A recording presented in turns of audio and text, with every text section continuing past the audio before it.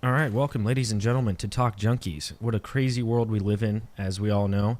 Um, First off, I want to say thank you to Joe from Psychedelics Today, joining the podcast last week. Does a great podcast, so thank you very much, sir, for coming on. Tonight we have the pleasure of bringing on Dan. I found Dan through a Facebook page of a U.S. Constitution Facebook page. I do a very hard amount of work to try and find people, and he replied to me and said he'd like to join the podcast to spread his message on the knowledge that he has. Dan, welcome to Talk Junkies. Well, thank you. Glad to be here. For sure, man, and we're very thankful that you're here. So tonight we're going to go into the state of the Constitution, man, and where it's at. So briefly, what do you guys think? How do you want to go about it? Do we want to go back to the what it means, the true origins of it, and how it's applied today? Oh man, me being a layman, and typically most of these podcasts for me tends to be educational, and I always get to take something away from it. Let me ask just Dan real quick. As far as the Constitution goes today, is there some level of misleading thing about it, or is it up to date? Just give me your overview on it. Is how I would start, and your opinion on it today, super up to date, basically. And I know that that's probably a really big general question, but okay. Well, here's what I'm hearing is you're asking if the Constitution applies today. Yes. Is that okay? Yes. I can tell you that the Constitution 100% applies today. It was written by a bunch of guys who were very educated on history and government. And when they wrote this, they wrote it with the idea that government always tends to move towards authoritarianism. And they wanted to find a way to prevent that from happening. And the battle over the Constitution's authority started almost immediately after it was ratified. I mean, it's been a constant battle just to get the Constitution implemented literally. So my perspective on it is that if we were to implement the Constitution fully and literally today, it would solve 99% of the problems that we have. That literally answers the question that I was going to ask right afterwards, which is you've said that it's valid today. I was going to ask about the fact that do you think it's actually being upheld today? But the fact that you said that 99% of the problems would be fixed if we were to actually follow it, that kind of answers that question. It is not being upheld the way it should today. Matter of fact, it's being almost completely ignored.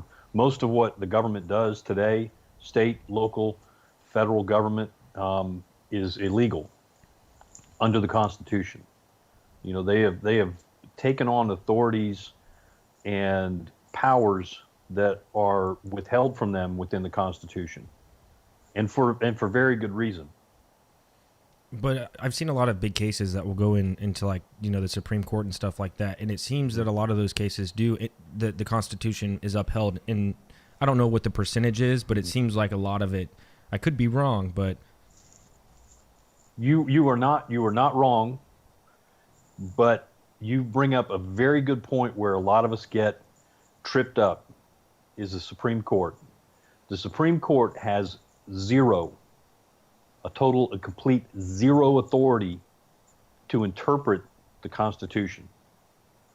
That was one of the first battles that happened back when Marbury versus Madison happened in the Supreme Court, and John Marshall,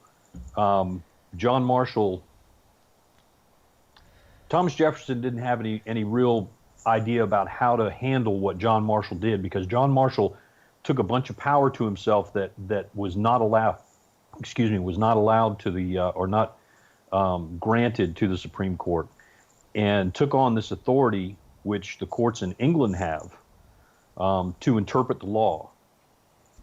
And that the Supreme Court basically is the court of last resort. Once it goes to the Supreme Court, that's it. But it's just supposed to be for the specific things that the Supreme Court is assigned to do. Does that make sense? Yeah. Okay, so the Constitution specifically says what kind of cases the Supreme Court can handle. And the Supreme Court can come back and say, you know what, this law is not constitutional. But they can't go, okay, this law is not constitutional the way it's written. If you change it and make it this way, then it'll be okay. Or if we read the law this way, then it is okay. And the big thing about the Supreme Court that has gotten polluted over the years is the Supreme Court was never intended to be a political body, and it has become that. I mean, almost from the beginning. So you have these Supreme Court justices who are involved in things that they should not be involved in. Oh, that's unfortunate. So how did it get to the point where the Constitution isn't being upheld? You know, in the current state of 2020, why is the Constitution not being upheld? Well, it's been going on for a long time. I mean, when the Constitution was written, one of the things that, like I said, when these guys wrote the Constitution, one of the things that they understood was that governments tend to devolve into authoritarianism. And at the time that they wrote the Constitution, the whole matter of what kind of country and what kind of government we were going to have was not settled. There were still people here who wanted a king. I mean, you may remember that there were people who wanted George Washington to become king. And he refused that, and so we went in the direction of this Constitution. Well, not everybody was on board with that, even though we got it ratified and we started moving forward with it. And there has been a constant battle since the beginning to undermine and destroy the Constitution through various means and for various agendas. What I mean, not to. I mean, do you want to go over maybe the game plan of? Let's talk about the first one. Why the first? You're talking about the amendments, yeah, right now? The amendment, the First Amendment, so important, or For sure, yeah, definitely. so. Let's just because this should also be an educational channel as well to allow people to get some information and decide their own opinions on things. So what's the First Amendment? I'm gonna talk like I'm a complete layman here. So what's the First Amendment in the Constitution, and why is it important? Well, I'm glad you mentioned that because I got this. This is something I recommend everybody to get as a copy of as a pocket Constitution. They're about $1. They're real easy to get online. And if y'all will pardon me for a second, I'll put on my reading glasses and I'll tell you exactly what the First Amendment says.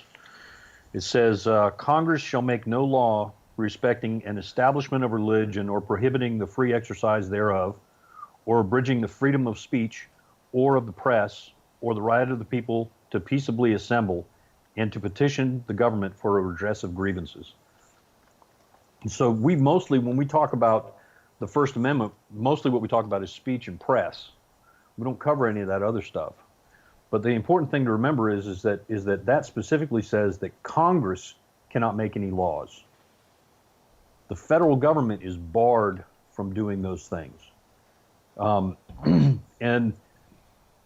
the abridgment of the freedom of speech, that extends to that. It's an unpleasant topic, but it extends to hate speech. It extends to those things that we find distasteful. Now that doesn't mean that because the government can't restrict your speech that there aren't consequences for it, right? Congress can't write hate speech legislation is illegal. But if you employ hate speech, there is nothing that stops there from being consequences. If you are using words that appear to be threatening violence against somebody, that is absolutely not protected.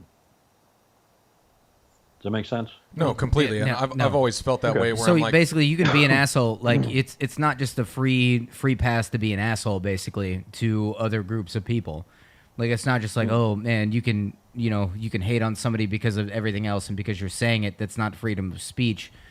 That's something completely different. And there are always repercussions for what you say. And it's always better to just be nice and respectful to other people, right? I think is the general morality that's at the core of maybe that first little point in the First Amendment that what you're talking about. But Right. And if you're not going to be respectful, then expect the repercussions of it. Yes. Because the government can't protect you either way. The government can't get involved in that either way. Right? They can't say that they can't restrict my ability to say certain things to you. Right? But at the same time, they're not going to restrict your ability to say certain things back to me. And if those things end up crossing the line, there's repercussions for that. For both of us, we can take it into, we can take it further into what happens in criminal law, and how that's not being followed. But that's not first. It's not really First Amendment, but it's almost like defamation, right? Like what you're talking about at that point is defamation of another human being, and having a right. false accusation and defamation of another human being, which can definitely be handled in court in some level, especially if you ruin someone's life over something that's false. And that's even though that's freedom of, like, people think that's freedom of speech because they're speaking freely. Well, that's different. That's covered under like libel and slander and. Okay, I get, yeah. Okay, not that. But here's the really important thing about this thing is that Congress shall make no law, okay, respecting these freedoms and this access to these things. These are not things that are granted to us by the Constitution. This is something that the Constitution is recognizing and saying, okay, this is a right that we as the people have, and we are placing a restriction on the government that it cannot interfere with this. Right. So when we talk about your right of freedom of speech, when we talk about the freedom of speech, it's not that the Constitution grants us that. It's not that the government protects it. It's that the Constitution protects our right from the government. And so, I agree with that 1 second, though, and I want to get your thoughts on this because we've had a lot of big arguments. Jesse and I tend to agree on this situation, and Johnny disagrees with both of us on this. But I feel still like freedom of speech still does exist to an extent, to the extent of having a conversation with Jesse and saying, "Hey, Jesse, you're a little bitch, man." Like, and Jesse's like, "You know what, Paul? You're a bald-headed little butt boy or something." I don't know. I don't know. Whatever it may be. And we're friends. We can say that. Blah blah blah. But where we see the censorship on social media and these large platforms, Jesse and I are to the agreement that I think that's really kind of against the First Amendment, like with freedom of speech. Not at all. And Johnny says that these large corporations can basically do what they want and police it how they want. What are your thoughts? We're talking about media, like current media outlets like YouTube, to help refine Paul's question to you, is we're specifically talking about how YouTube, because they're a company, can now tell people that, hey, it doesn't line up with our beliefs, but it's the only one to really go through to be heard. I think is the biggest problem with us. And whenever we go to talk about something, especially on this channel, we have issues like we're probably never going to get monetized with the things that we talk about because it's controversial to this company's morals, and even though we disagree with them, that we need a media to be heard, and we should have a freedom of speech within that point of being able to speak our minds on certain issues and be able to talk about the government in like a negative way without being censored, without being demonetized by this corporation.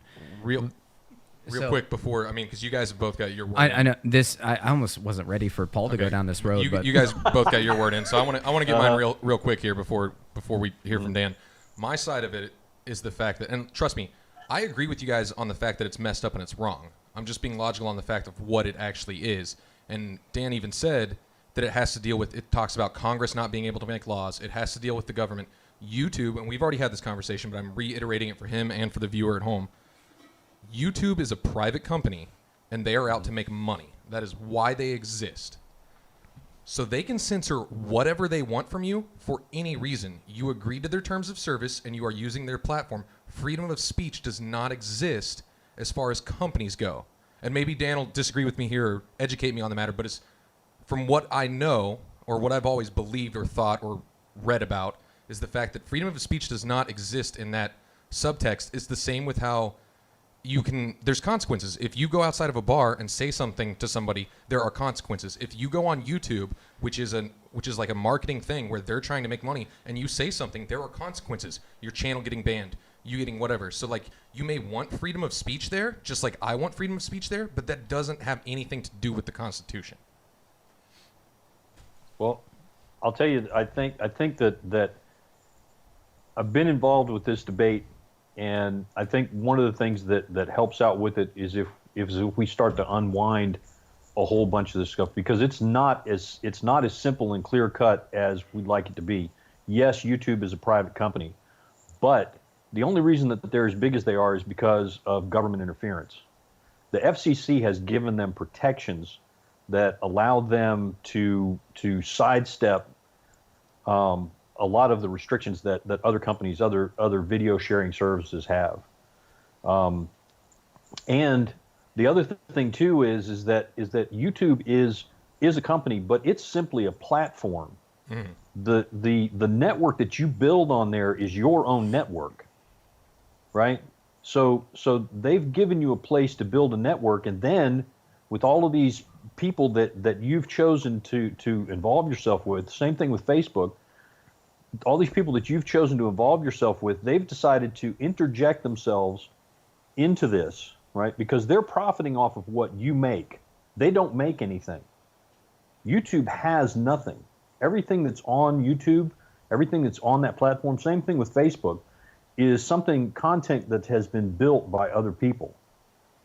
And you know, the terms of service that we talk about, and this is something that I'm really bothered by. This is not constitutional, but I'm really bothered by the fact that these companies like to put out these terms of service, and the terms of service are really and truly a contract, right? That is an absolute contract, and the type of contract that it is something called a contract of adherence. A contract of adherence is it's like the contract that your landlord gives you, right? It's a take it or leave it deal. It's like, here, you want to stay in my place? This is the deal. You sign it or you don't. I don't care, right? You don't get to change anything. This is just the way it is. If you want to use my service, this is the way it is, which is fine. You read that at the beginning and you sign onto that deal. But they make changes, right? And they make changes after you have already done something to build a network within their platform that is yours, right? They didn't do anything to help you build it. You know, they didn't make any of the content for you, all right? And this platform now wants to change the rules and make it so that you who've helped to build them, or any of the content people who've helped to build them, now they want to make it so that you're restricted in what you can do and how you can provide content to the audience that you built. Does that make sense? No, that is mind blowing to me, and it makes so much sense. Like getting back onto YouTube at like 2005, and then you have 10 years, 17 years of building an audience and a repertoire for what you talk about. But then now all of a sudden YouTube, who you've brought in a lot of money for, now gets to decide that this is not okay to be said, even though you're almost on like a contractual basis that, hey, those are the rules then. So what you're saying is you should be grandfathered in.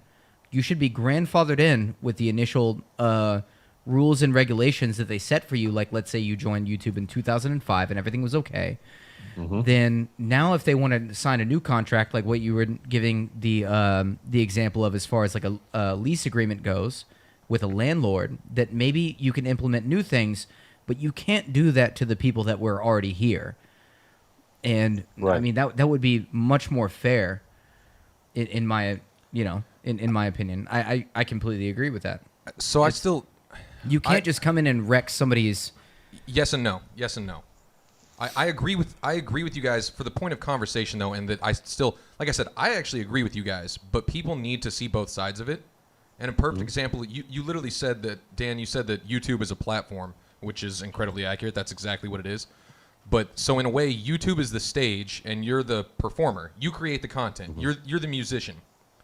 But you are a small-time musician playing at a venue, and you build up an audience, and then to say that the venue doesn't do anything for you, like to say that YouTube doesn't do anything for you, they do. They upgrade their infrastructure. They upgrade so much. So if you go back to the same venue the next year and they've expanded their seating, they've expanded the stage, they've done better light work, that is helping you. That is helping you, and that's something on their end that they've done. And then 2 years after that, they do it again, and they make it huge, and now it looks like Sandstone at Cap Fed or something. They've made it massive. Now you can fit more people in there. You can do more. You have better production quality because of what they've done. So they may be a platform, but they put in work too. They pay money to have infrastructure, to have the bandwidth, to have the networking, all this kind of stuff. And like I said, once again, I'm playing devil's advocate here for the point of it, but they do all this stuff. You can't say, and then to say, oh, that they can't change the rules. Well, if you go to a concert venue every single year, year after year, and they get bigger and bigger, and they keep expanding and spending more money to make that venue better, and then 1 year they decide for whatever reason, hey, you guys we can't have food stands here because food stands are causing birds to come in and kill everybody because these birds are crazy. Whatever reasoning, doesn't matter. If they decide there can't be food stands there, and that's their new terms of service, you still have to comply with that, or you're not going to play at that concert. Right, but the difference is that this is like a contract that you've signed with a venue that you are always going to play at. Fair enough. Right. Fair enough. So you're there the whole time, and here's the place where it really crosses the line for me as far as YouTube is concerned, is that not only will they demonetize people, but they will delete their channels. And when they delete the channels, all those videos are gone. So all that content that these people have created is suddenly wiped out. Now YouTube does not have the authority to do that. I mean, they're paying for the storage space. You can store it on your own hard drive at your home. Once again, I'm not trying to like actually argue here. I just have to play both sides, or else there's not. Well, I understand, but I'm saying that that's part of the contract. You know, was that in the original terms of service? Have they changed that? You know, my understanding from the agreement, I haven't looked at my YouTube terms of service from when I joined. I did look at my Twitter and my Facebook from when I joined, but I hadn't looked at my YouTube. And, you know, I'm pretty sure they have something on there saying that, you know, they're going to store and host your videos. Now, I may be wrong about that. And if that's not the case, then, you know, if you have to be responsible for storing your own videos, then, you know, there's certainly something to be said for that. But they do delete these things. They just take all of this content that people have, and, you know, they just suddenly decide they're going to delete it. They shut down the channel and they delete it.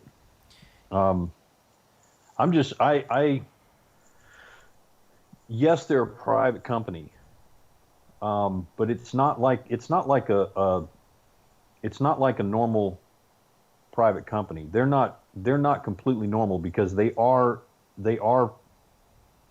regulated by the FCC and protected. Oh, I mean, they're owned by Alphabet and Google, which is funded by government as well. So no, I agree with you there 100%. I think my original question was, I think that should these large platforms, should you have the freedom of speech within these platforms? Is ultimately what my question was. And I believe you should. Because they become biased. They become such a biased, you know, because the corporation has to follow this bias of what it is, which makes me the most frustrated. I'm not talking about hate speech here. I'm just talking about people that are just disagreeing with what the company is going with, and then now they're their own little separate island in the internet universe that gets to decide what's, you know, what can be heard and what can't. And that's what's frustrating to me. And Johnny's argument's fucking great, by the way.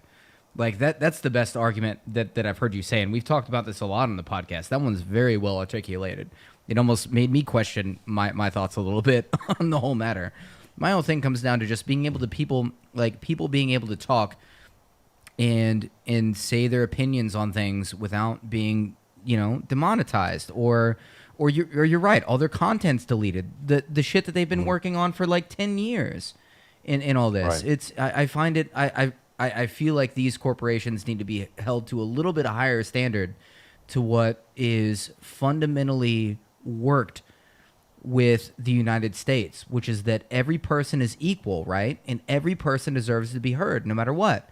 And I even believe this, if you were to have a podcast about something really, like really negative that that everybody, for the majority of the population, could say, "Oh wow, you're really wrong on this." But you should still be able to be heard on that, because then that's how problems get fixed. Is you allow them to voice their opinion, and then you're able to have an intellectual conversation with them, and then hopefully fix this issue. Suppressing them only makes them more fueled for worse things later on. I don't think anybody should be suppressed. Everything should be able to be talked about. This is almost the origin of this whole podcast, was everything should be talked about. Nobody should ever not be heard, no matter how ridiculous it is. And as long as we're able to sit down and be human beings about it and discuss it, it will make things better. Maybe not tomorrow, but over the long run, as long as everybody's able to be heard, and you don't put them in this, oh, I'm gonna corral you over here, and I'm gonna delete your content, and I'm gonna suppress you this way. It only amplifies, first of all, maybe that really negative opinion, like racism, or like so many other things. Like that's just where I'm fueled at. Is it ends up corralling a group of people that you could like maybe bring shed some light to if you just showed them the same respect that you get every day, basically. And every person should be treated equally. I'm sorry, I just went off on a rant, but. Well, I mean, I think you make a valid point. I mean, one of my favorite sayings is, "A fool who persists in his folly will become wise." If you let people, spout their however crazy you think their ideas are, if you allow them to continue doing that, they will go far enough to where they have to confront the craziness of it, right? Where it becomes something that they're either going to have to say, "Okay, I don't care, and I'm going to keep on going," or they have to look at it and go, "Wow, this really is not what I thought it was." But when you block people off and you prevent them from actually taking things to their logical conclusion, you lock them into this loop, and they just go, "Yep, I'm right. Yep, I'm right. See, you're fighting with me. I'm right. I'm right." You let them out, and you let them have the platform, and you let those ideas, whether you agree with them or not, you let those ideas come out, get fleshed out, and like people say, light is the best disinfectant. Let it have the light of day. I agree with you 100% there. I've never heard it put that way before. Not the light part, but I mean the whole how you're stuck in a loop. If someone is spouting rhetoric and then all of a sudden you block that rhetoric, the people who are listening to it are now stuck in that limbo, instead of, like you said, following it through. Hopefully people are smart enough to eventually reach that logical conclusion that they're either wrong or right on it. But you're right. No, it should be. Well, people arrive at their ideas usually from somebody that they respect, who's come to it through some amount of logic. But it doesn't necessarily mean, just because you arrive at something logically, that doesn't mean that you started at a place that's appropriate. It doesn't mean that you started with a premise that is true.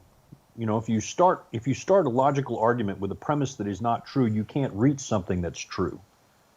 Right? And if you start with a premise that doesn't begin at a foundation, it starts someplace in the middle, then you're logically not going to end up with something that is really going to solve whatever dilemma you've got based on your premise. Does that make sense? Yeah. Absolutely. I feel like we talked about the YouTube thing a lot, and we could probably go in circles on that. Yeah. But back to the First Amendment thing. So, if ignoring the private company side of it, ignoring the YouTube side and everything else, the First Amendment thing, do you feel, now that we've told everybody what the First Amendment is, what it means, do you feel like it is being upheld today? I feel like it's being manipulated, because the government has stepped in and sort of tried to make themselves the protector and the arbiter of speech, and basically saying, we're protecting free speech, and that is not their job. They are absolutely, that's the whole purpose of the First Amendment, is to say, government, you have nothing to do with this. Congress, you cannot write a law, that restricts freedom of speech.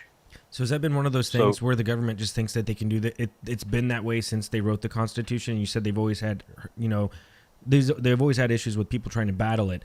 But has it always been that way with freedom of speech, with the government always trying to step in and say, hey, we're going to kind of take control when they have no authority to do so? Not with speech. No, that was a bit, the freedom of speech thing was something that was pretty widely regarded and as something that was sort of sacred in the early United States. The press and communication, people took that very seriously. If you read a lot of these comments from people and politicians, especially in the 1800s, they talk about, I may disagree with you, but I'd fight to the death to protect your right to say this. I think it was Voltaire who said that, but that was echoed by a whole lot of politicians in the United States, throughout that time. It wasn't a matter of agreeing or it was a matter of us coming to an agreement or a disagreement and having the government stay out of it completely. So it's something new that has the government's kind of stepped in here just recently, probably early 2000s with no about 1900 with the progressive movement. About the same time that we got Molly Hatchet and all those people with the prohibition movement, all the socialists and the communists who moved into the country around 1900, they have been working on all of this because they're authoritarians. They want to dictate everything that you and I do. So it's been a slow, progressive march towards curtailing freedom of speech for a long time. And it seems like they're gaining momentum, and no one's really stopped them. And I think we were kind of talking outside earlier. How did we get to this point where we've allowed it to happen? This authoritarian, socialist, communist movement, and maybe a little bit with the First Amendment taking that away. Let me ask you this. Let me ask you seriously. And how many of y'all have actually read this, front to back? Read the whole thing? Oh, never. I have not. I haven't See, either. now that right there, I think, now it's my opinion, and I have discussed the Constitution with a whole lot of people. I don't think I've ever actually run into anybody who read the Constitution before I had a conversation with them about it. Because the things that they said were never, I can always listen to them and be like, this is not your own thoughts on this. You're echoing thoughts that you've heard from someone else, not based on what you've read. And I'm not bashing you guys on this or anything like that. I'm just simply saying that this is the problem is that we are not reading this. And that's the most important thing about the Constitution, is that it was written, and this is why the Supreme Court has no authority to interpret it, because it was written in very plain, simple English so that people like you and me would be able to pick up a dictionary and read it and understand what it said, because it's a contract. The Constitution is a contract between the people of the states to form a federal government.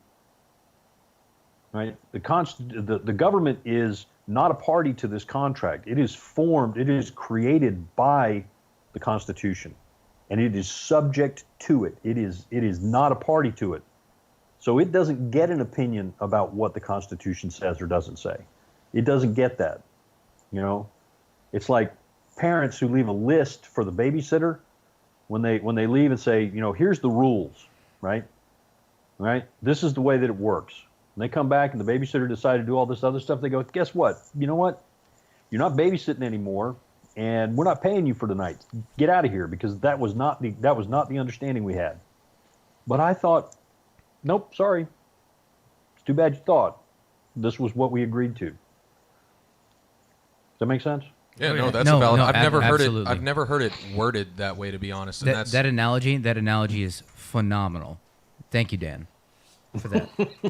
That's phenomenal. No, I want to thank you. Because no one has ever told me that that's a phenomenal analogy. Usually they get into an argument with me about that.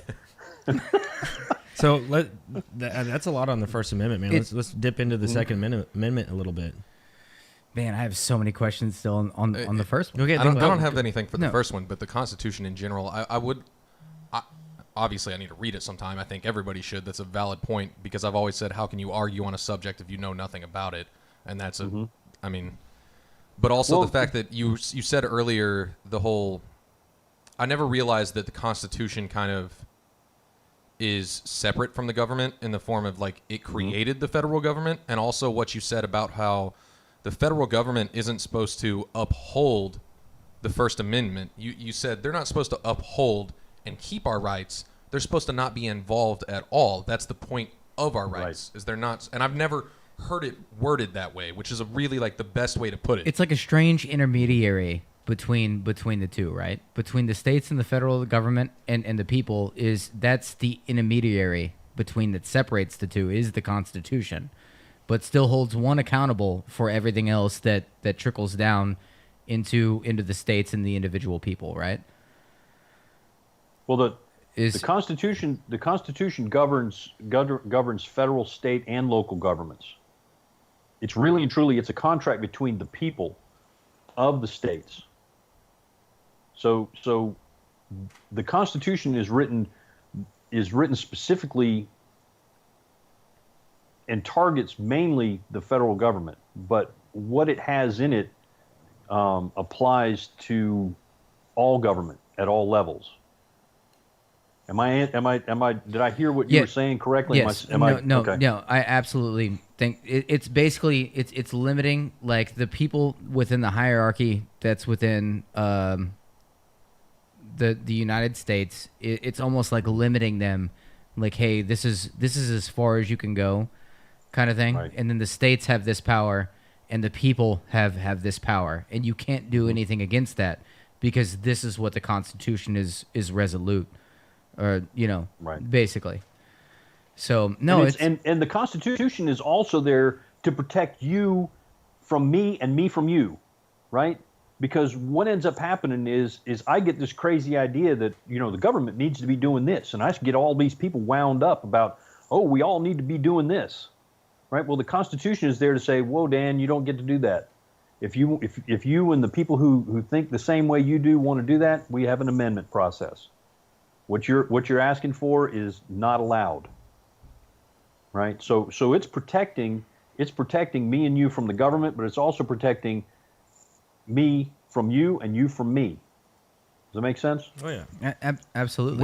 Where I've never even heard it put that way. Where have we gone? Like where did it start going astray? Like is it like you said, it's a slow process, the early 1900s.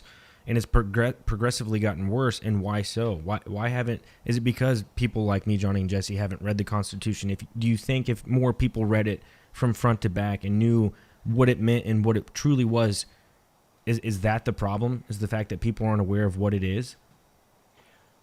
I think that's one part of the problem, but I think there's also a tremendous campaign of disinformation that's out there to keep people like me and you from picking it up and reading it, because it's made to seem like it's this ancient document that's so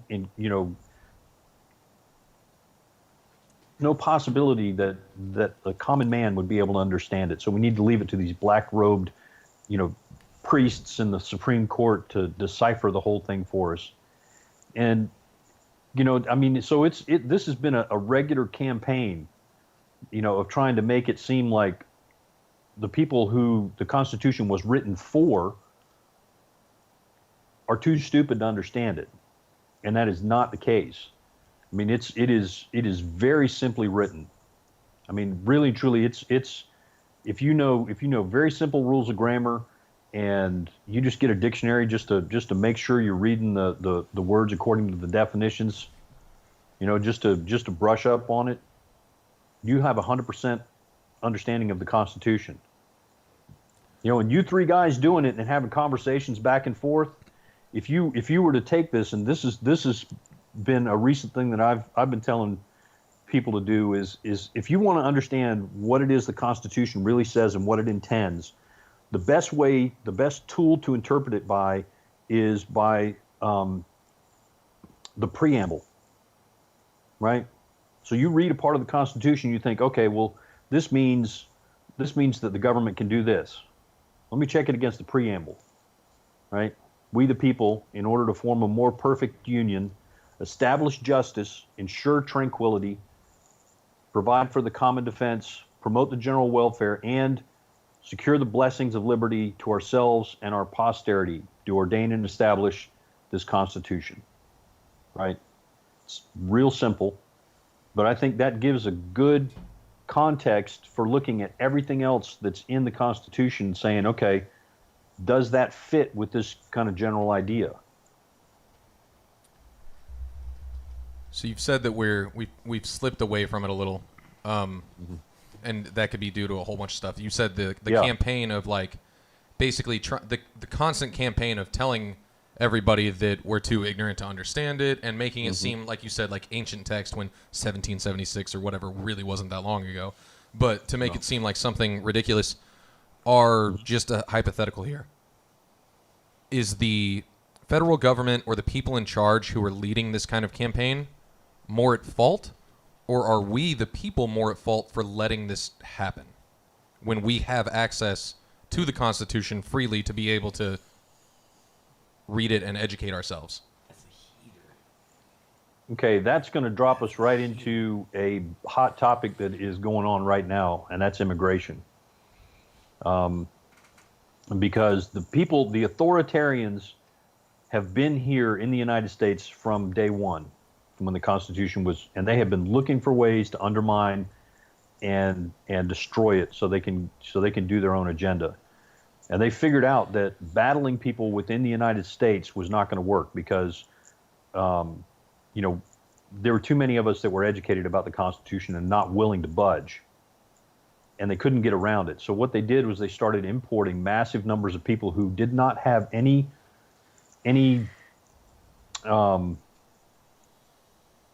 experience with anything like the Constitution. They came from authoritarian government systems. So when they came over here, they were already primed to hop into that. Now, it got short-circuited with people that came from Europe, right? Because the people who came from Europe were ready to go with the Constitution. So even though the people who were first generation may have been more inclined to just do as they were told, the second generation tended to become more in line with the Constitution and what it was supposed to do. So that's why in the 60s there was this changeover to opening the borders to people from South America, because they don't convert. They it's a completely different language. They don't understand, and they don't have any sort of a common heritage that, like the great intellectuals of the Enlightenment were all over Europe. They don't have any sort of history like that from South America. So you're saying they're easier to control, and they're easier to say, hey, this is the way things are, and they'll just believe it because that's our government telling them this. Right. That's and there's almost all the governments in South America, Central and South America, are authoritarian governments. They may not be communist or fascist or anything, but they're still authoritarians. And these people that there's polls and statistics that have come out that say that these people, Europeans, people who are of European descent, in the second generation became more educated and adherent to the ideas within the Constitution. But that doesn't happen with the people from Central and South America. They come in and they vote for these authoritarian politicians, and they just continue to do that. And that has been the way that they have been able to get around people who really do want to implement and adhere to the Constitution, is by just flooding the market with all these people who don't care about it. They're not interested in it. And the irony of them acting like they don't want those people to vote. Right. Is there a grassroots movement? I mean, obviously what you're doing and the information that you have of people who want to uphold the Constitution for what it is. Obviously, I know that there's a group of people out there, and they, like you said, they've been challenging the ideas of these people for a very long time, and that's why they don't get to do what they want to do. How much longer can that continue to last before we lose it? Are we on the grasp of losing it? I feel like we are. It's kind of how I feel, but... Well, I'll tell you, if Hillary Clinton had gotten elected in 2016, they would have fully implemented this globalist agenda. I have no doubt about it.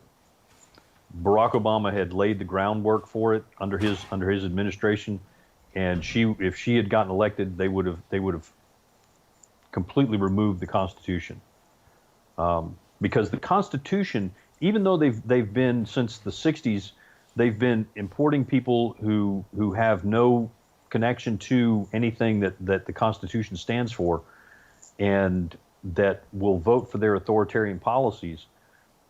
They still have not been able to get around the law, right?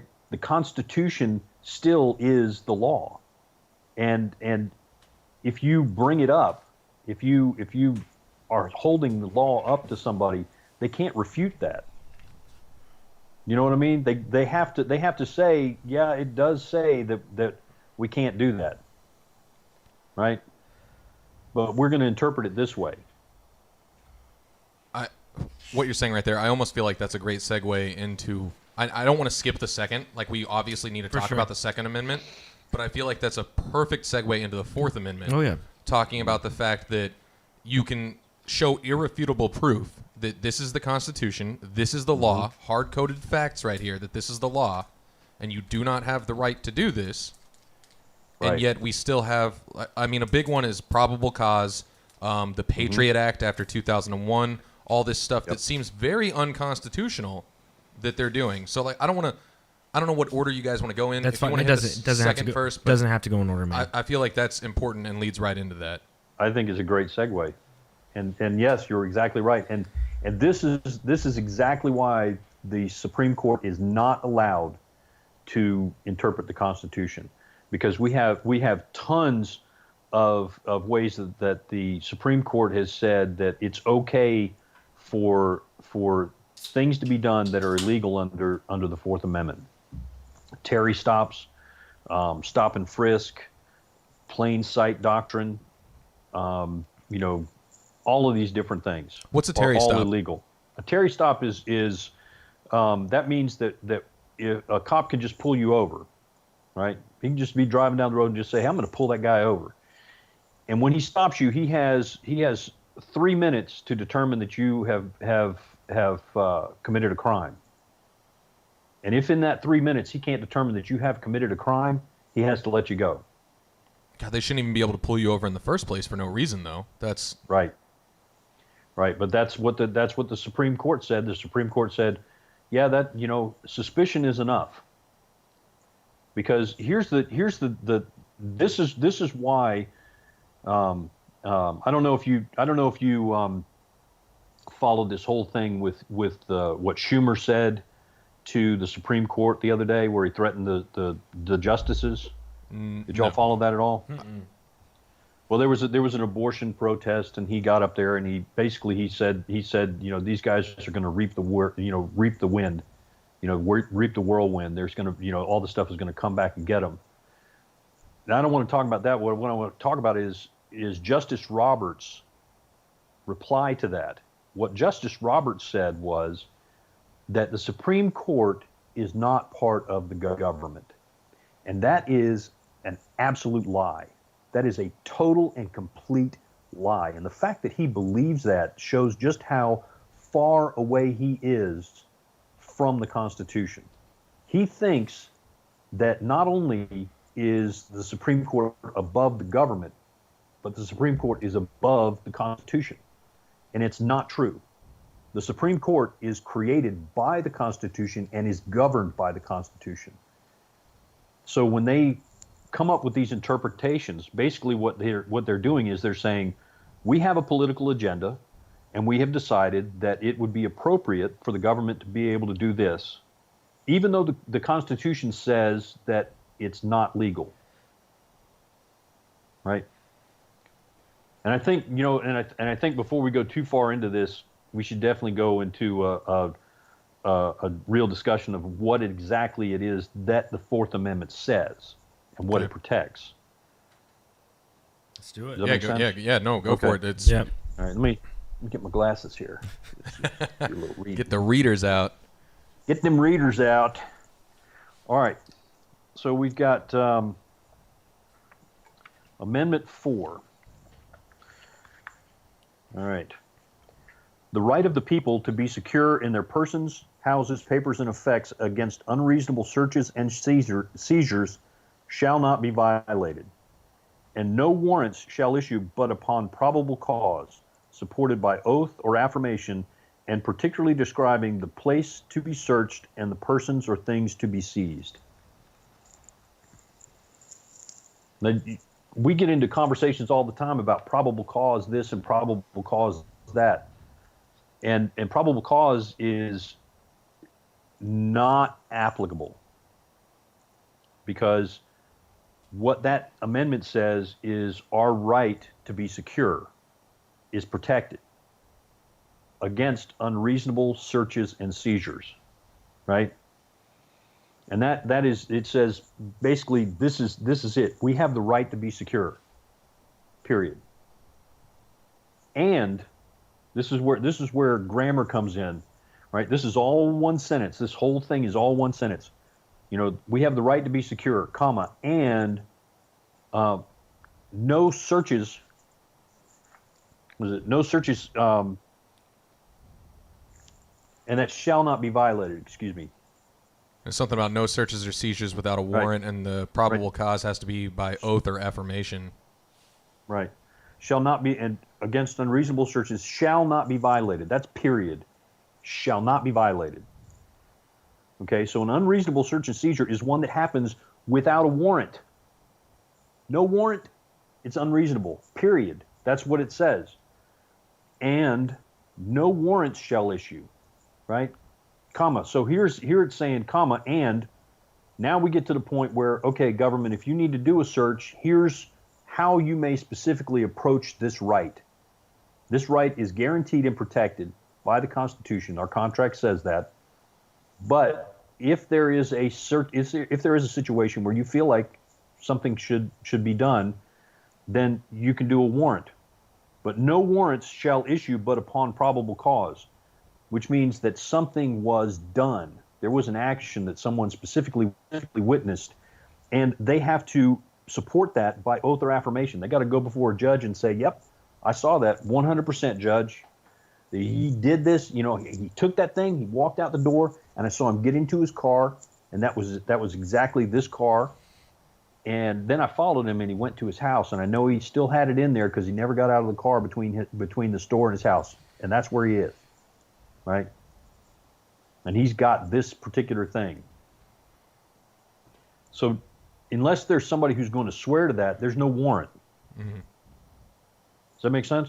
Oh, no, completely. I've always been a big, like, this is the one that drives me crazy, even though that I really don't do, I mean, maybe 1% of what I do in my life is occasionally illegal for the most part. But I hate the fact that I will see someone we've all watched episode of Cops and stuff. Mm-hmm. I have no problem with, like, man, if you get pulled over and you have a gun and a little baggie of cocaine right there and stuff, and it's like openly visible and stuff, like, yeah, obviously that would be probable cause or affirmation, whatever. But when someone gets pulled over, I literally watched one the other day where someone got pulled over. The police officer asked if he could search the vehicle. The person declined, said, no, you may not search my vehicle. And then he's like, okay, stay here, you're still detained. And he brings out a dog. Isn't having a dog, well, two things real quick. One, isn't having the dog smell around and everything like that considered a search? Mm-hmm. And two, there is no probable cause there. The dog can literally walk around the car and the police officer can lie to you and say, yep, the dog gave me a signal, so we're going to search it now. That's probable cause. And to me, that's so insanely absurd that people are, and I've had this argument with people, it's usually people who are older than me, who fight against that, and they're like, well, that person shouldn't be doing illegal stuff. Look, the cop was right. They did find stuff. And I'm like, just because what you're seeing is right this time doesn't make it, it's the same principle of it's better to let a guilty person go free than to put 9 innocent people in prison, or vice versa. And you're only seeing those episodes on Cops where the drug dog and they actually find things, but there's plenty of people who they get around that, like with minorities, where they will just like profile somebody and they get away because of if I got pulled over for speeding and for some reason they wanted to search my car, I would say no, and then they would have a dog go around, and no matter, I mean, I don't have anything in my vehicle. There is no reason whatsoever. But if they were to say, yeah, and then the problem then comes with the fact that I'm not doing anything illegal. I have nothing in my car, and I know that for a fact. And then they search it. They throw all my stuff around. They're like taking up my seats, doing all this stuff, wrecking my property for no reason at all. And I'm like, I guess this is the one that, honestly, the Fourth Amendment one is the one that pisses me off more than most of the other stuff. That's the one that really drives me crazy, because I'm like, I don't even know how to. The other stuff I can maybe fight against. I don't know how to fight against this one. I don't know, because at the end of the day, like, there's nothing you can. I don't know what to do to fight against it. Y'all ready to unwind this whole thing? Yeah. Yeah. Mm-hmm. Okay.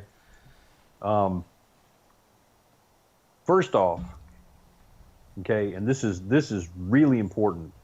There is, and you can look through the whole Constitution, and I will guarantee you this: there is no authority granted to the government, state, local, or federal, for law enforcement.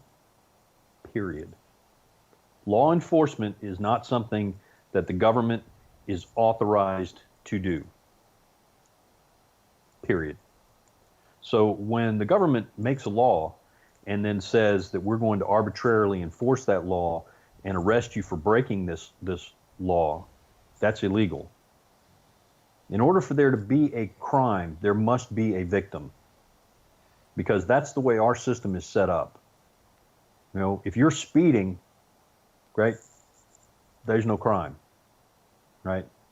If you are driving and you hit somebody, right, now you've harmed someone. That may be a crime. Now the speed that you're driving may be an issue, but it's only an issue because you harmed someone. Does that make sense? Oh, yeah. Because we're talking about all of these laws that these authoritarians want to put in place are, you know, supposedly to prevent things from happening. Well, that's not the way that the world works, right? Because we see all the time that we're able to do things and get away with things, and you know, all this bad stuff is supposed to happen, and 90% of the time it doesn't happen. So we're writing these laws for 10% of the time when we have a much more effective way that we could handle it. Because what happens if you are speeding and you have a wreck, right? You're charged with a crime. You end up getting prosecuted, going to jail. Who benefits from that? Nobody. Because you're paying fines to the state. The person who was harmed, if they have insurance, okay, they're going to be maybe okay. They can fight with the insurance company long enough. But our system is set up so that if there is a crime, a jury comes in and says, okay, you did this to this person, so this is what you're going to do to make it up. The state doesn't get a cut of it. The state is not involved in that, period.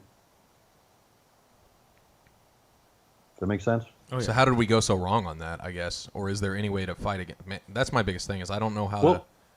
I feel like they've got us to a point. Because the court system, one of the biggest things that we got to realize is that our Constitution is not based in any degree on England. Period. English common law has absolutely zero to do with our Constitution. You know, English common law is the biggest bunch of nonsense in the world. We have American common law, right? And American common law was something that was widely accepted in the colonies. And basically what American common law is, and this is recognized in the Constitution, basically it says that the standards by which you will be judged are those of the community. Right? If you commit a crime, the Constitution says, and we're getting away from the Fourth Amendment, but it's related. This is Article 3. But it says that you will have a jury selected from the place and by the people of that area where you committed that crime. They will decide whether you committed a crime and what the consequences of that will be. And they can say, if there is a law that was written by the state, by the city, by the federal government, they can say, yeah, that law that you want to prosecute him under is not going to apply. This is the way that this works. You may have heard of jury nullification. Yeah. That is an American thing. That does not come from England. That's an American thing. So, what would you say to people who, and I know this is kind of a separate question, but what would you say to people, and a lot of what you said, people that say that the Constitution is outdated and a lot of these things don't apply in today's current situation? Well, I'd say first they're going to have to read it and show me where it is that they've got their argument. Because basically all these people are just simply saying, it was written 200 years ago. How can it apply today? Well, it can apply today because governments don't change. You basically you either have anarchy or you have authoritarianism, right? There's a spectrum in between, right? But those are the two extremes. No government or 100% government, right? And over time, anarchy never ever lasts, right? Because somebody's going to step in and say, okay, I'm taking control. And over time, governments tend to, throughout human history, move towards the authoritarianism. We saw it with the Roman Republic, right? The Roman Republic was the basis of so much of European Western culture, right? But what ended up happening to them? They ended up going in the direction of this authoritarianism, and they after they became the empire, they had all this expansion and everything, but personal freedoms and some of the crazy things that empire did, you just can't end up justifying that in a modern society, because we no longer live here in the United States. We no longer live in a class-based society, which is not the same thing that any other culture on the planet lives in. Everybody else lives in a class-based society. And basically, if you're born into a class, that's where you stay. Unless somebody grabs hold of you from a higher class and says, you know what, I've decided I'm going to promote you. I'm going to make you a lord or a lady or whatever. Unless that happens to you, you will remain a peasant or a serf or whatever everywhere else. Here in the United States, we did away with all that. We don't have any of that. Do you think that the population might be too large for something like the Constitution? Could it apply to 350 million Americans? I mean, Johnny and I have had a podcast with Jesse, and we talked about maybe separating the United States because there's just too many people to govern for one government. I mean, what are your thoughts on that? Well, there's things within the Constitution that will make governing this country a whole lot easier. And that actually goes with the Second Amendment. The Fourth Amendment and the idea of there being no law enforcement and jury trials for crimes would go a tremendous way towards ending our really corrupt criminal justice system. I don't even know why we call it that. That's commie propaganda. But it would go a long ways towards ending any kind of injustice that people see in that. And of course, the jury trial system is not going to be perfect. No system is going to be perfect, but we can move in a direction, which is, why I say read the preamble when you're looking at what the Constitution intends. No system is going to be perfect, but we have a system under the Constitution which covers so many things just about perfectly. And I think that switching over to the governance of 300 million people, I think the Constitution would be better able to handle that bigger population than anything else, or better able to govern than at any other time. And moving forward, I think it's going to become even better. It's sad we've never even seen that because the Constitution really isn't into play right now. And in its full effect, so we don't really know what the Constitution's capable of doing, I guess is what I'm trying to say. Go ahead, Jesse. Well, the one thing, and I've loved everything that you've said, up until that you said that we are no longer a class-based society, which I actually disagree with. We are very much on a financial class base right now that has been more divided than we've ever seen over the past like 20, 30 years. So I think it's not like what family you're born into, even though it very much does in the upper echelon level of it. But I don't know. For me to think that it's not class divided, because the opportunities that you get. So like the whole point in like India, whenever you're born into a class, you still get a certain amount of respect. You only see political officials be voted in because they were born into very well-off families. So I feel as though that's almost split off financially, where that's gone a little bit array for me. But that's been my one disagreement with everything you've said, as far as to think that we're not class divided, because I think we absolutely are. You want to unravel that? Sure. Okay, I would love to hear your opinion. Because I think you're absolutely right about what's going on financially. It has become much more difficult for people to have the financial mobility that my great-grandparents, for instance, had. My great-grandfather worked in a mill, in a textile mill. And he was able, while he was working in that textile mill, to save up enough money to buy a 400-acre farm. Okay, now I want you to just move forward today and imagine what kind of job you would have to be able to work that job and still have the money left over to buy a 400-acre farm.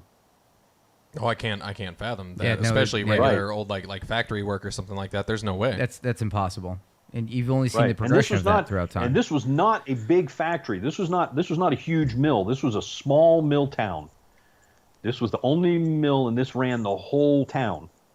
Right? So we're not talking about one of these big, manufacturing plants that employs 10,000 people or something like that. We're talking about something that had less than 100 people working in it. And he was able to make enough money to buy a 400-acre farm. Now, that is beyond the ability of people today to even fathom when we're talking about, fighting over $15 an hour.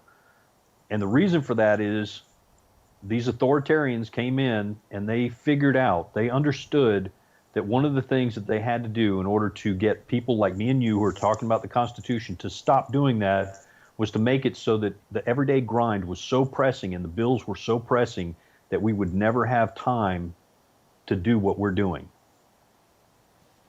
That the financial pressure would be such that we would not be politically active. We would be so focused on our own lives that we would ignore the government. Does that make sense? They basically have you on like a hamster wheel. No, I completely agree. Right. No, that's completely accurate to everything that I've seen. Especially within my generation and how I'm working right now. Being technically an uneducated individual, because I only did a semester in college. And to be working where I'm at right now. But it's frustrating to look back and hear my parents and how my grandparents lived their life and what they were able to give their families, and I will never be able to come close to that. Like it's just a frustrating thing. So whenever I basically brought it up as far as like tiers, we are a class system, that there very much is a financial separation, because if you're born into a family, like. I hate even bringing up this word because it typically comes with a lot of conspiracy theory behind it, but like Rothschilds, and you have all of a sudden the world is given to you on a silver platter. And, I remember reading about Dale Carnegie, who I really like, and he talked about how it was almost unethical for you to pass on an amount of money to where your children didn't have to work for anything, because then they built no internal morals or work ethic, and it becomes a corrupt system through that. I remember Dale Carnegie talking about that, which is why you see like Carnegie Hall and all these things. I could be, I hope I'm not getting it wrong, but I always appreciated that idea of not poisoning almost the next generation with so much money to where they can become corrupt without having to work for it. I remember my parents always telling me, like, I was like, hey, I want to go to the movies with my friends. And my dad was like, well, have you mowed the lawn yet?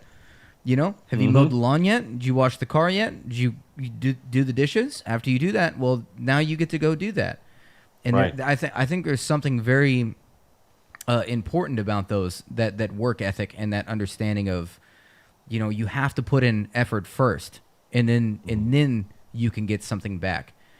But I don't know, not to sound, I know that's like for a lot of people, they're like, man, you're going down like a communist road or something with that. I know it's very intertwined. Well, it's thing very is intertwined. that we've all been very much indoctrinated with commie propaganda. It's been going on for a long time. So there's a lot of the stuff that is filtered into our thinking that we just accept as fact, and we never take the step back to look at the real foundation of it. Does that make sense? And that's something that I like to do. I really like to take stuff and go, okay, I think this is true, but let me just take a step back and get down to the foundation of it and see if at its foundation it's true. Because that's where a lot of these authoritarians like to really, get their arguments going. They like to start things in the middle of the story and tell you the story from the middle rather than from the beginning. Right? So the reason that my great-grandparents and grandparents and parents were able to be so financially successful, it's partially because they decided to sell us out. Right? Now, I don't think that they knew that's what they were doing, but they put full faith and trust in the government. Right? They just said, I'm going to let the government handle all this stuff. So that's why in 1913 we got the Federal Reserve. That's why, after the Great Depression, we got Social Security and the welfare system. All of these things that they never stopped to think about what it was that they were signing on to. And then in the early 70s, when we got off of the gold standard, the Fed was able to just print money without any restrictions. The only thing that slows them down from printing money and stealing from us, wealth from us, is when they print too much at one time and put it into the system, and the system says, "Whoa, I'm a little, feeling a little bloated here," and the dollar value tends to go down too fast. I think there's one thing that we have on as far as guest goes whenever we talk about the monetary system is that everybody's frustrated with the Federal Reserve, like entirely. And like me, first of all, the fact they don't teach it in high school pisses me off.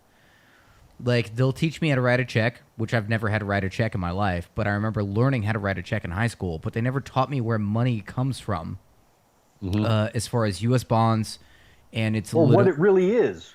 Yeah, what it really is for the actual, like what it really is, and as far as like the idea of going back to gold standard now is like nobody even our age, like I'm 29, I talk to an average 29-year-old, they don't know what the hell I'm talking about whenever it comes to that, but with the informative guests that we've had on here, I feel as though we might be able to agree that as far as a correlation of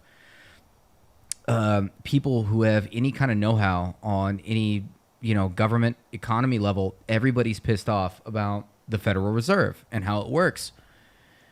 Which they're not even part of the Constitution, so. No, it's not. As a matter of fact, it is a central banking cartel, which was very much opposed by the people who wrote the Constitution. I mean, it was heavily debated, and they left it out. They did not put that in there.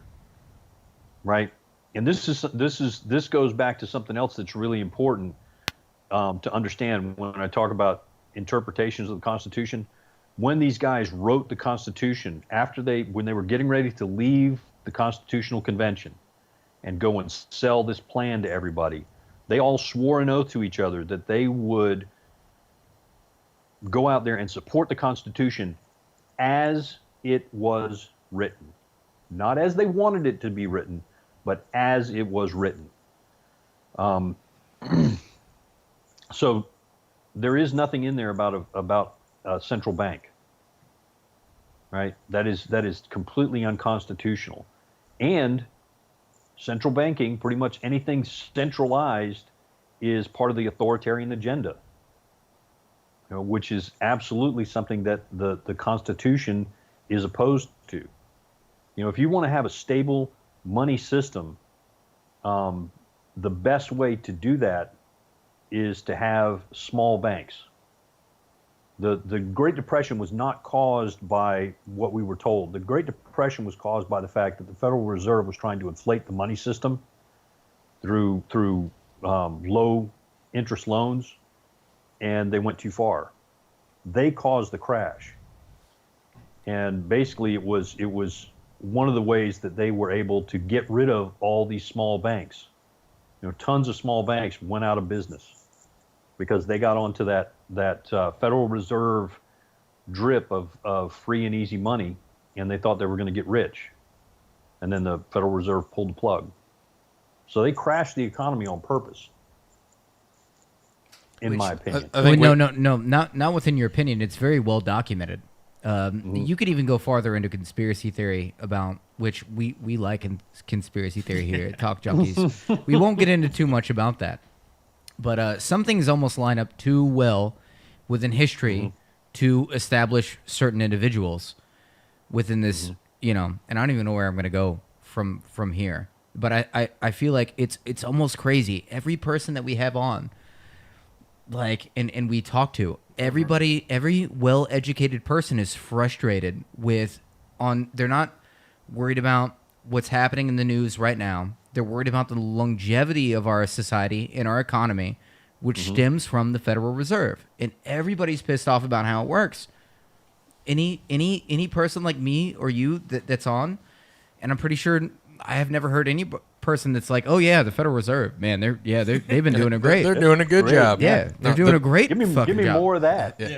Yeah. The biggest it's just crazy to hear somebody like I just met you tonight, Dan, and it's just the same. I keep hearing the same thing, whether we're talking about Constitution or Second Amendment gun rights with Pat, or we have a psychedelics expert on who still stems back to this. Well-educated people continue to come back to this central idea that, man, it all stems from money, and the way that it comes from is completely wrong. And I don't need to be making this a big deal. That goes back to man, I keep hearing it. I just keep. You almost can't not recognize it doing a podcast like this, and you just constantly hear it when you have this central, man, this is where things are probably stemming from as far as all the problems are, is the Federal Reserve.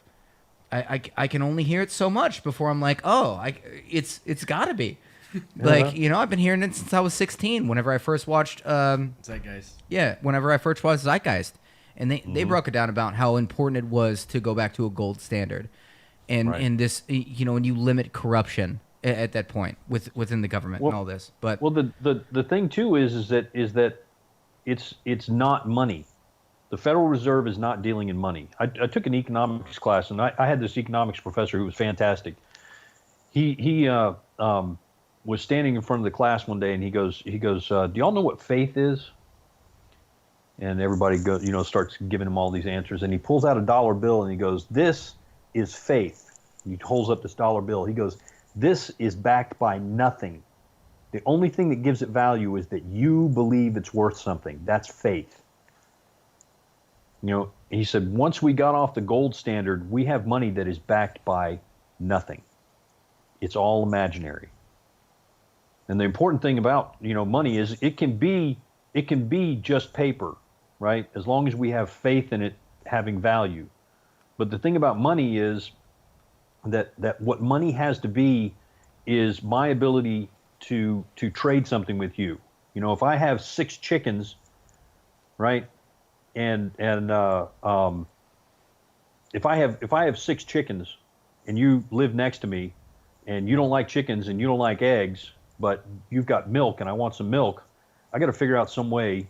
Yeah, because I'm not buying those chickens. I fucking hate chickens. Right.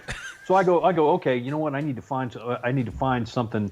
So I'll go take my chickens and I sell them to somebody who's got it. Well, if I don't get something that you want, then we're not going to do a trade, right? So that's where money comes in. Money just becomes this thing that says, okay, look, I don't have what you want, but I've got this thing that lots of other people will accept, right? So will you take this? And they, yeah. right? I'll take that. And so we are able to make an exchange. It just makes the whole process of exchange more fluid, more flexible, right? So the fact that the money supply is not based on anything solid like gold would be okay if we didn't have a central bank that was using that to manipulate us, because inflation is a tool. Inflation is not something that happens. It is not a natural market force. No, they do it on purpose. They literally print more money. We've all covered this a million times. Yeah, but it's very frustrating. The Federal Reserve, we've talked about it over and over. The fact, the part that drives me crazy isn't even the inflation and all that stuff. Obviously, that's awful. We need to get rid of it. It's the fact that people don't know about it, and we're specifically like, what's the word I'm looking for here? We're not educated on it on purpose. It's like they take it away from our education system. They specifically don't want you to know about it. The perfect example, I know someone they're very smart. I'm not going to mention them by name, but they used to work with us. I can tell you guys later.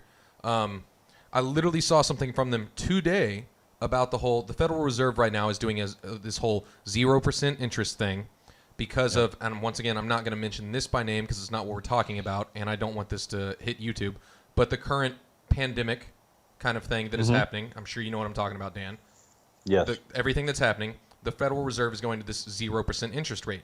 This person, who I believe is a very educated person, shared this, talked about it, and they literally thought that meant that they were getting 0% interest on some bank loans and 0% interest on like housing and real estate and all this. And I'm like, you have no idea what this is actually about. You have no idea what the Federal Reserve is, and that drives me. I'm not mad at this person. I'm mad at the system that has not allowed this person to know this knowledge. To actually be able to understand, comprehend what's really going on. Because when they say it's 0% interest, they're saying the money's worth nothing. We just printed it up and we're just going to give it to you.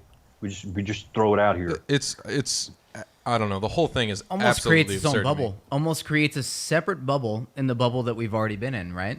It does. The Federal Reserve is responsible for every market crash that we've had. Because what they do is they flood the market with these easy dollars. You know, when the housing crash happened, that was the Federal Reserve had inflated the market and allowed all these people who didn't have any business borrowing money, you know, and inflated an industry that could not support all these houses were built on spec. They were speculative housing. You know, it wasn't somebody who was building a house for themselves. They were saying, you know what, I'm going to build this because I think I can sell it. And when they're doing that, it's gambling. That's basically what the Federal Reserve encourages, is people to gamble. Yeah, they're a mafia. It's a casino. I mean, yeah, 100%. Real quick with that, before we get off the Federal Reserve, I have a question for all three of you, for Jesse, Paul, and Dan, and actually for the viewers. Like, if you know the answer to this, please put it in the comments. And I've never thought of this before now. What does the Federal Reserve get out of it? Because real quick so the Federal Reserve gives the government money. They make their money off the top through bonds. Hold on. I'll be able to answer that. Okay. Right off the top of my head. So they give the government money. They give the economy money. And then there's an interest rate on that. No, actually, you're getting it reversed. The U.S. government gives the Federal Reserve money. They give them U.S. bonds. They give them U.S. bonds, which is value to the U.S. government. And then the U.S. government already owes them money to print money. What is the Federal... And Dan, you might know more on this, but tell me if I'm wrong. I'm gonna finish my question here real quick, Jesse. Sorry. So... My bad. They give them bonds or whatever, okay? U.S. government gives them bonds. Got you. What is the Federal Reserve actually doing with that? What are they getting out of it? Don't tell me they're getting money, because they're printing the money. Don't tell me they're doing anything with the bonds. What is them giving a bond back to the government doing for them? Control.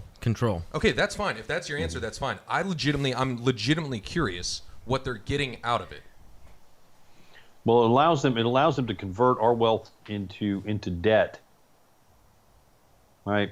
And over time, I mean, when you buy a house, right, it's sort of like this. When you buy a house at whatever percentage rate, over 30 years, you're basically going to pay twice what that house is worth. depending on your interest rates. You could pay 3 or 4 times the amount. So they're basically locking you into this payment over time, right? So they're getting the interest off of all of that.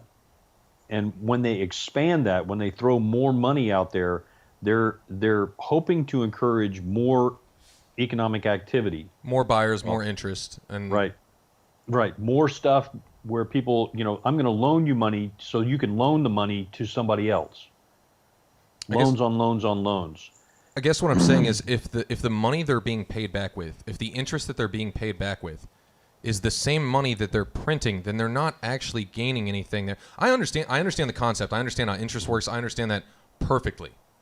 The part I might not get is the bonds part, because I don't know what the actual value that they're getting is. If I give you $1,000 and then you owe me $1,100, so 5 years from now you give me $1,100, but that $1,100 is worth less because I've already printed more money.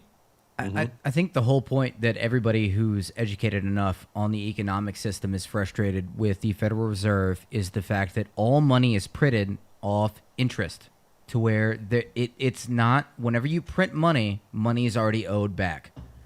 And there's this continuous, you have to raise interest rates here to be able to pay for this person, and it goes through tiers.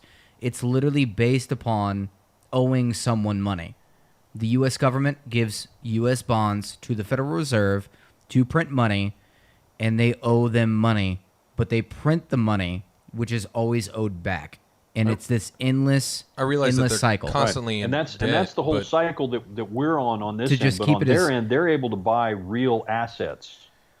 They're able to buy real things with that from the value that they have today, right? From the money that they're collecting today at this particular value, they're able to buy real assets, real property, real houses, buildings, and businesses. Okay, that's the part that makes sense. Then that's what they're getting out of it. So right, yeah, no, they take take control, control, and they can also buy control. That debt is real control. It's yeah. Well, no, that makes perfect sense. I just didn't see what every time. And honestly, there's been a lot because of the guys who run the Federal Reserve is got these governors and it's got investors, and the federal government is not one of the investors. You and I are not one of the investors. You mentioned them before, the Rothschilds and they are a big investor in the Federal Reserve. And there's a lot of other families and companies that got involved with that. But that's part of the reason why the Constitution does not allow a central bank, because centralizing anything puts it in the hands of too few people and allows that power and control to be taken away from people like you and I. Right? Again, this goes back to, my great-grandfather working a regular blue-collar job and still being able to buy a 400-acre farm. How much is that 400-acre farm worth today? a lot. So much more than what he bought it for. That's for sure. Oh, you ain't kidding. And so much more, and the four of us can't figure out, what kind of jobs we would be qualified to do now to be able to do that same thing. And that's what the Federal Reserve has done over time, is that they have devalued the currency to the point where they've been able to purchase real assets and steal our wealth. There you go. Okay, that makes sense. I haven't heard it that way before. That makes completely sense. They devalue our currency enough, and all of a sudden they're able to buy that 400-acre farm for less than what it's actually worth, right? Because they've devalued it so much based on. And businesses, all these businesses and other things that are actually making money. Now the word cartel makes a lot more sense, to be honest. Yeah. Well, I mean, if you look at it, and this accelerated once we got off the gold standard, but to give you an idea of where we are now, in 1960, if you made $15 an hour in 1960, you could buy a house, buy a car, send your kids to college, have money for retirement, and still have money left over without going into debt, without borrowing any money. A house, the average house cost in 1960 in the United States was $2,000. I think it's $2,100 for a 3-bedroom house. I basically make almost right around 25 average an hour, and I can't fathom. I'm 29 years old, and I can't fathom buying a house right now. Going $200,000 in debt to buy a house sounds absurd to me. Yeah, absolutely absurd. You know, because when you buy that house, when you buy that house, instead of paying rent, you know, as soon as you buy that house, you are adding not just the interest rate, but you're adding, 4 to 8% property tax. You're adding, maintenance costs. You're adding the cost of your insurance. All of these other costs that come in there that are just piled on top of us, in order to make our lives, because this is what the authoritarians want. This is the communist agenda, is everything has got to become so much the hamster wheel that we are willing to just let the government do whatever it wants. This is what frustrates me so much, because I know capitalism for what it is, and it's such a beautiful thing, right? Capitalism really is. I hope I'm not just being biased because I'm a U.S. citizen, but we are no longer a capitalist nation. It has gone so far from that, and we have left all of these things, and somehow within, I don't know if it was within my lifetime or my parents' lifetime, but we have somehow allowed assholes to take over what was so good about capitalism and corrupt it and literally change it. And I call it a corporate oligarchy. Whenever I talk about it on this podcast, I call it a corporate oligarchy, which is so close to communism. It is communism. Yeah, no, it's very. If it is communism, I would agree with you. I say it's very close to communism.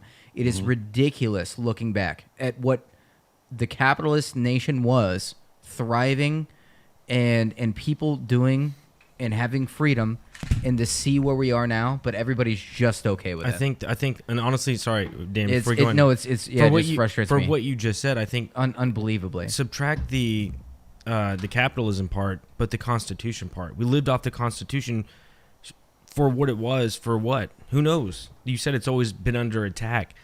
But imagine if it was not under attack and people actually, believed in what it was, and we lived off the Constitution. I don't think you would have issues with capitalism or with communism or any of that stuff. Like you said, it would help 99%. Most likely, no one knows the true number of what that is. But if we specifically live off the Constitution for what it is, you don't need policemen. You know what I'm saying? Like, there's a lot of stuff that you don't like. All that stuff, like people are like, you couldn't live without police. Well, you know what? There was a Constitution that was established in 1776 that helped. I mean, it could pave the way, man, is what I'm saying. So I don't care about capitalism. I care about the Constitution. And from here on out, Dan, and I appreciate you joining the show, I'm going to read it, man. I'm going to buy it. It's $1, and I'm going to read the whole thing. I was going to say, I will find unless you already know one, Dan, if you know of someone, or somewhere that's easy to access that. If not, I'll look online and find something. I will put something down in the description below where people can either buy this $1 copy of the Constitution or a website that has it where people can read it, because that's honestly, I'm gonna read it. I'm not gonna read it tonight because I've been drinking a little bit, and that's not the way I want to read the Constitution. I mean, maybe it is. Who knows? But no, I will read it, and I'm gonna post something in the description for everybody else. I feel like if you're watching this right now, you should probably also read the Constitution. I feel like that's important. Well, and I'll tell you something that I have always believed is very helpful, is to just take a step back when you read the Constitution and just kind of imagine that you take everything that you think about it and just put it to the side. Just take all that stuff out of your head, just put it to the side, just read it and just say, okay, what does this actually say? Right? Not what the Supreme Court has told me, not what this politician said, not what my civics teacher told me, but what does it really say? Right, and just kind of see, because it's a blueprint, right? If you were going to be building something, this is the blueprint. This is the blueprint for our federal, state, and local governments, right? Not every piece of this applies to local government, and not every piece of it applies to state government, but the whole thing applies to the federal government. And I think we'll leave it at that, man, because we've had a lot of powerful and important information in this, and I don't want to go too long.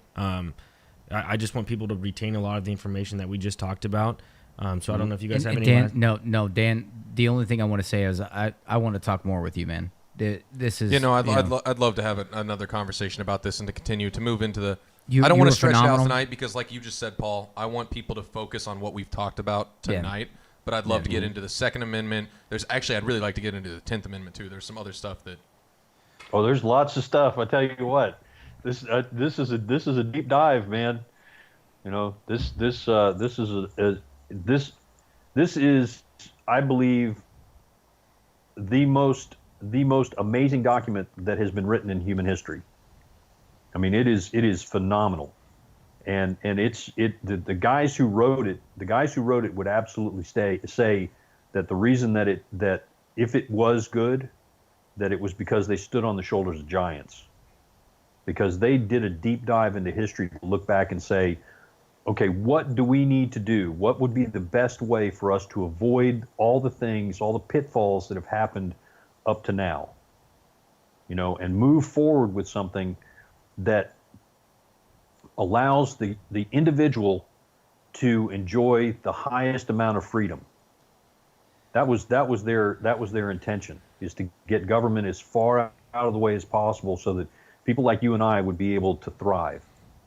I mean, really and truly, the reason that governments around the world hate the Constitution and want to destroy the Constitution is because it gives people like you and me, just regular common trash, just like you and me. And I don't mean, when I say trash, I don't mean like Watch yourself there, Dan. Yeah, Watch we yourself. know. Yeah, no, I know I'm trash. That's the way that these authoritarians around the world look at regular people, right? These regular people are below them, but we are regular people, and the Constitution gives us the same rights and privileges that kings and queens have. I mean, it literally is that powerful. We have the ability to own land. There is no place on the planet where you can go and do that the government doesn't have the authority to remove that from you at whim. Nowhere, except for here. And that's what the Constitution is really all about, is the individual and being able to have the freedom to prosper and thrive like never before. We're not the Constitution does not make us the leaders of the free world. The Constitution establishes us as the leaders to the free world because we are the only free country on the planet. We're the beginning. We're the foundation. And it either starts here and continues on or it ends. And that's the choice we've got to make. You know, if we don't decide to step up and actually protect the Constitution and enforce it, because law enforcement is us enforcing the Constitution on the government. Unless we step up and we actually enforce the Constitution and tell the government that it cannot do these things, then true freedom is going to end. If the Constitution is destroyed, it'll be another 1,000 years before something like this ever comes again. Very well said, man. Well, how can we find you, man? I found you on the Facebook page. Is there other ways to reach the work that you're doing? YouTube.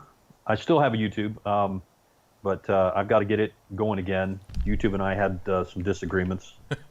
Yeah, that happens. Yeah, that for sure happens. But basically, you know, if people want to go to the Constitution Facebook page, or my personal Facebook page is pretty much all political. I don't really see that there's too much going on that we don't need to address as far as the political stuff. I think that's like the most important thing that we've got going on now, is that we really have got to get our country and our government under control. Absolutely. If you want to send Paul, I got you.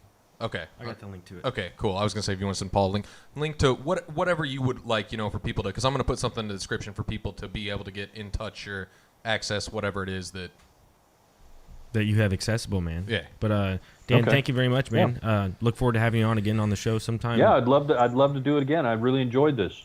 This Cool. has been great. I appreciate it, guys. We appreciate you No, more thank than you. ever, man. Love you, Dan. Hey, Stay love you strong. too. No, Y'all I have a good already night. do, Love man. you, man. I We'll already see do. you. Love you, Dan. Cheers, man.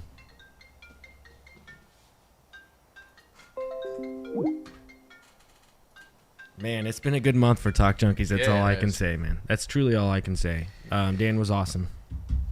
Yeah, no, that was great. Loved every second of it. It's almost hard not to get angry. Oh, I know. Like for me, it's an I'm sorry, man. it's too long. Yeah, We're I at a know, minute I know. or an hour and 44 minutes. I gotta Jesus, really we go went pee. way longer than Yeah. we thought. Ladies and gentlemen, I hope you liked it. Like Johnny said, we'll have the description to reach out to Dan. Read the Constitution. Yeah, read the Constitution, man.